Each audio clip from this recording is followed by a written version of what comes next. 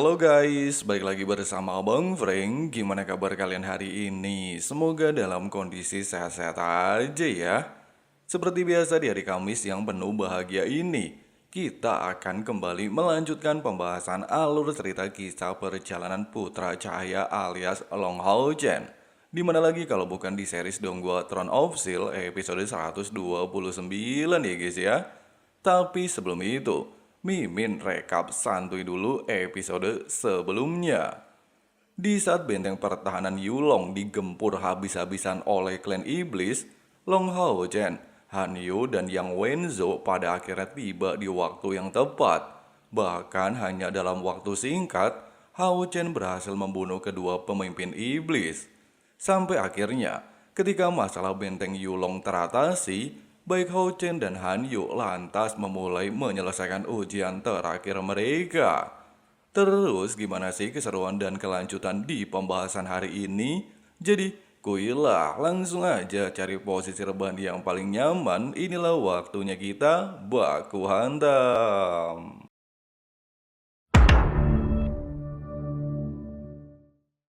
Setelah Hao Chen memasuki ruangan istana kesatria, tetua penjaga area ini lantas menjelaskan, tahta adamantium memiliki dasar emas murni yang telah mereka ciptakan selama ribuan tahun untuk menguji kelayakan seorang kesatria. Bahkan selama ini, hanya ada sedikit kesatria yang berhasil melewati ujian. Dengan alasan tersebut, si tetua lantas bertanya, apakah Hao Chen sudah siap melakukan ujian? Bukannya menjawab pertanyaan tersebut, Hao Chen justru dibuat terkejut-kejut menyaksikan armor yang digunakan si pak tua ini. Meski terlihat mirip dengan armor Myrtil, namun Hao Chen merasakan bahwa armor tersebut memiliki efek luar biasa dan terlihat lebih elegan dari armor miliknya. Tanpa basa-basi, tetua Hao Yu segera menjelaskan beberapa aturan untuk menguasai tahta adamantium, di mana jagoan kalian haruslah mengalahkannya terlebih dahulu, dan jika gagal, Hao Chen disarankan untuk kembali berlatih. Meski terdengar menyeramkan, serta Han Xian memintanya tetap selalu waspada, namun di tengah-tengah percakapan ini, tetua Hao Yu lantas memulai ujian pertama untuk memahami dasar kekuatan. Mendengarkan instruksi tersebut, Hao Chen dengan cepat menggunakan kedua senjatanya menyerang barrier pertahanan milik tetua Yu. Melihat Long Hao Chen kesulitan menembus barrier ini, si tetua menjelaskan, keterampilan yang dia gunakan berasal dari energi spiritual. Semakin banyak menerima serangan, maka pertahanan ini juga akan meningkat. Pada awalnya, tetua Yu beranggapan kalau Hao Chen tidaklah pantas mengikuti ujian dasar istana kesatria dan meminta Han Xian membawa muridnya pergi meninggalkan ruangan. Tapi nyatanya, Hao Chen tiba-tiba saja melepaskan serangan dadakan, sehingga memaksa tetua Yu kembali menggunakan teknik pertahanan. Tidak ingin menyia-nyiakan kesempatan tersebut, Hao Chen dengan cepat mengaktifkan cahaya meteor hujan untuk menekannya. Melihat hal itu, Apoy kembali mengeluarkan teknik roh macan tutul. Meski di awal bentrokan, Hao Yu bisa merasakan teknik yang dilepaskan Hao Chen jauh lebih kuat darinya, namun pada dasarnya, berkat adanya energi tahta adamantium, tetua Apoy berhasil mengatasi hal tersebut. Dan untungnya saja, ketika serangan ini nyaris saja mengenai Hao Chen, jagoan kalian segera menggunakan perisai cahaya matahari bulan untuk memblokirnya. Nah, dikarenakan Hao Chen telah melewati ujian pertama dan memenuhi syarat, Hao Yu lantas bertujuan menguji keterampilan pedang Hao Chen. Apakah dia layak mendapatkan tahta adamantium? Merasa bosan terus ditekan, serta melihat jagoan kalian mengerahkan teknik pedang Ashura, tetua Apoy dengan cepat melepaskan tebasan cahaya. Meski sempat terjadi ledakan luar biasa hebat, dan keduanya sama-sama kuat, tetapi Hao Chen tidaklah ingin mengendorkan serangan, kembali mengeluarkan pedang naga Bearbrand untuk menyerang, sedangkan tetua Apoy terlihat mengerahkan naga es untuk memblokirnya. Menyadari teknik yang digunakan Hao Yu sangatlah mirip dengan Wenzhou, Hao Chen dengan cepat mengaktifkan kemampuan baptisan cahaya. Walaupun kemampuan yang ditunjukkan Hao Chen menarik perhatian Tetua Yu, namun dia langsung mengumpulkan seluruh energi spiritual pada satu titik, sehingga membuat Hao Chen berada dalam kondisi terdesak. Melihat dan mendengar perkataan barusan memanglah sebuah fakta, Lord Kita lantas mencobanya dan langsung mengumpulkan seluruh energi spiritual ke ujung pedang, sehingga menciptakan energi luar biasa hebat. Bahkan hanya membutuhkan waktu singkat, di saat Hao Chen telah berhasil memadatkan seluruh energi spiritualnya dan mengubah cahaya di sekelilingnya menjadi pedang raksasa, serta kemungkinan hal ini akan menghancurkan ruangan istana kesatria, Tetua Apoy dengan cepat mengerahkan seluruh kekuatan menghentikan tindakan tersebut. Pasca menerima serangan barusan, Hao Chen tiba-tiba saja memasuki alam kesadaran binatang legendaris milik Tetua Apoy. Meski sempat kesulitan menghadapi aura tekanan mental yang dikerahkan, tapi untungnya saja berkat bantuan Hao Yu, Lord Kita berhasil keluar dari alam kesadaran tersebut. Walaupun Tetua Hao menyadari bahwa kekuatan barusan milik Hao Yu dan tidaklah pernah menduga kalau Hao Chen menyimpan binatang kuat, tetapi dia mencoba untuk mengesampingkan hal ini. Pasalnya kembaran Mimin telah lulus ujian kedua. Terlebih lagi dengan bakat yang Hao Chen tunjukkan sebelumnya, Tetua Hao beranggapan kalau Hao Chen merupakan salah satu kandidat paling jenius. Meskipun begitu, Hao Chen masihlah dibuat kagum sama binatang milik Tetua Hao Yu. Selain merupakan binatang legendaris, dia juga adalah seorang kesatria pertama yang mampu mengendalikan binatang tersebut. Belum sempat berpikir lebih jauh, demi menyelamatkan Hao Chen dari klan iblis, Tetua Yu terlihat memberikan energi cahaya ke dalam tubuh Long Hao Chen, di mana energi barusan dapat menyembunyikan identitasnya, sehingga alasan inilah yang membuatnya datang menemui Hao Chen.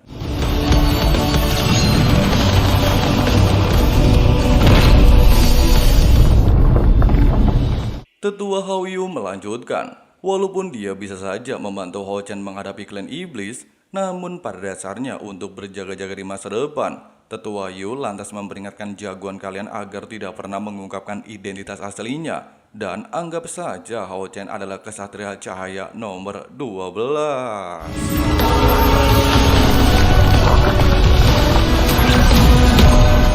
Setelah Hao Chen dinobatkan menjadi kesatria cahaya, Tetua Yu bergegas menghampiri Long Hao Chen serta mengatakan, jika binatang miliknya adalah nomor satu di alam semesta, maka Hao Yu merupakan binatang iblis terkuat. Oleh sebab itu, Tetua Yu menyarankan Hao Chen agar jangan pernah membiarkan Hao Yu muncul di dunia ini sebelum Hao Chen memiliki kekuatan yang cukup. Merasa terkejut dengan saran tersebut, Hao Chen lantas bertanya, apakah Tetua Yu bisa membantunya untuk menyembunyikan aura Hao Yu? Meski Tetua Yu tidaklah bisa melakukan hal ini, tetapi dia meminta Hao Chen pergi ke area Gunung Suci menemui Tetua Penjaga. Tidak berselang lama, di saat Tetua Penjaga dibuat kebingungan sama energi cahaya yang tiba-tiba saja terserap dalam tubuh Hao Chen, jagoan kalian segera memberikan salam hormat kepadanya. Mendengar dan melihat sosok pemuda di hadapannya, ternyata orang yang pernah datang bersama gurunya, sontak saja menyadarkan si Abah kalau dia adalah Long Hao Chen, sehingga Abah Penjaga lantas menanyakan apa tujuan Hao Chen menemui dirinya.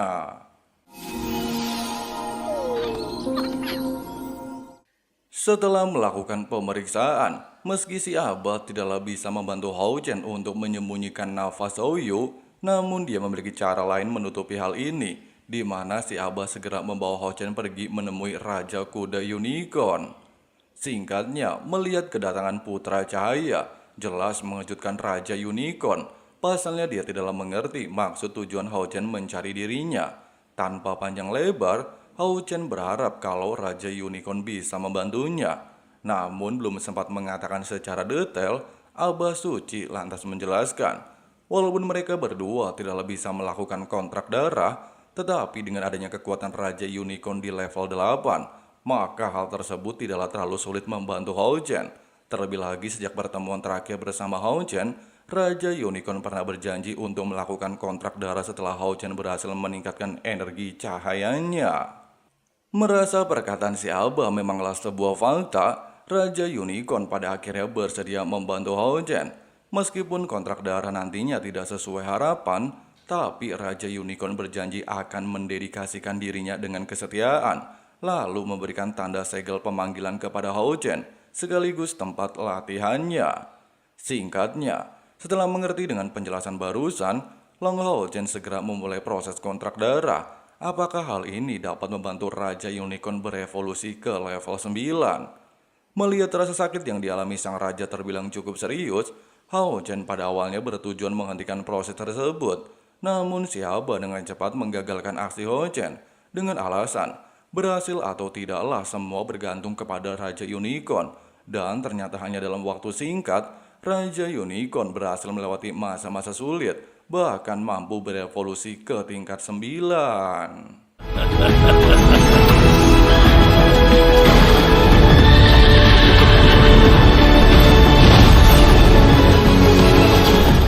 Merasa cukup puas dengan peningkatan Raja Unicorn, serta mereka juga tidaklah memiliki banyak waktu tetap di sini. Baik Hao Chen bersama Raja Unicorn langsung pamit undur diri meninggalkan Gunung Suci dan sampai di markas Benteng Yulong. Tidak berselang lama, setelah Hao Chen memasuki ruangan dan berkat aksinya mengalahkan dua Raja Iblis, Tetua Han Xian lantas menobatkan Hao Chen sebagai komandan baru kuil kesatria, serta mendukung penuh selama peperangan. Sementara Han Yu masih disibukkan dengan ujian ruangan tahta Mirtil. Oleh sebab itu, Long Hao Chen memutuskan untuk pergi menemui Pujaan Hati alias Seng Sai'er.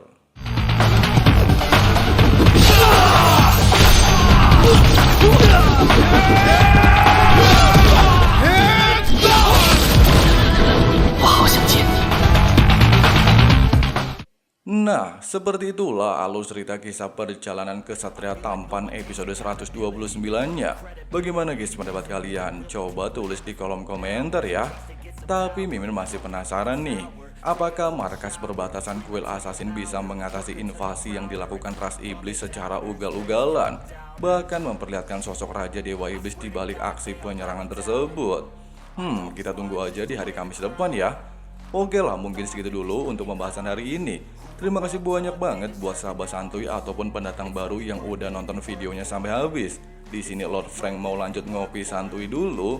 See you next time guys. I won't stop till I wear the crown.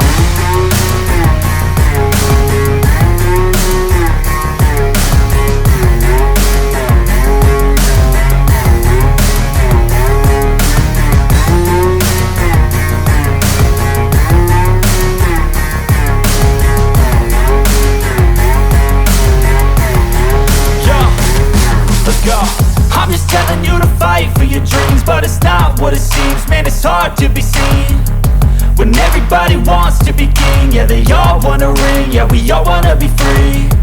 So show me what you got, what you bring, how you fight in the ring, how you take a fucking swing. Do you got heart, are you mean? Got some scars, got some needs, are you willing to go bleed? I swear to God they all let me down. I always fought just to wear the crown. I'm off at these fucking clowns who were all taught they deserve an ounce. It's only worth it if you work for it. It's only worth it if you work for it. I won't stop till they hear me now. I won't stop till I wear the crown.